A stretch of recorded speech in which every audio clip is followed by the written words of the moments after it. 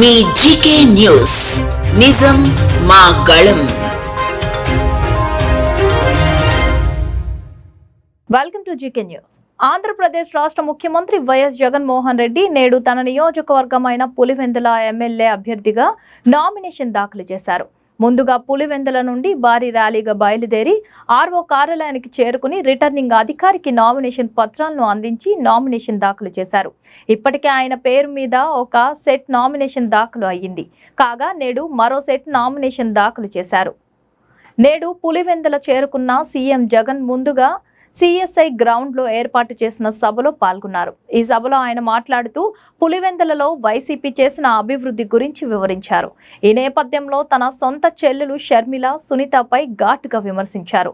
వివేకానంద రెడ్డిని చంపిన హంతకులతో చేతులు కలపడంపై ఆయన మండిపడ్డారు. వైఎస్ అవినాష్ రెడ్డి నిర్దోషి అని తాను బలంగా నమ్మడం కారణంగానే వైఎస్ అవినాష్ రెడ్డికి కడప ఎంపీ ఇచ్చానని సభలో సీఎం జగన్ వెల్లడించారు. హంతకులతో చేతులు కలిపిన వాళ్ళ, ప్రజల కోసం పనిచేస్తున్న వాళ్ళ, ఎవరు వైఎస్ఆర్ వారసులు అని మీరే నిర్ణయించండి అని పులివెందుల ప్రజలను వారు ప్రశ్నించారు. పసుపు చీర కట్టుకుని వాళ్ళు ఇళ్లకు వెళ్లి వాళ్ళ కుట్రల్లో భాగం అవుతున్న వీళ్ళు వైఎస్ఆర్ వారసులని పులివెందుల సభలో ఆయన మండిపడ్డారు. రాష్ట్ర ప్రజలకు పులివెందులపై ఉన్న అపోహపై సీఎం స్పష్టత ఇచ్చారు.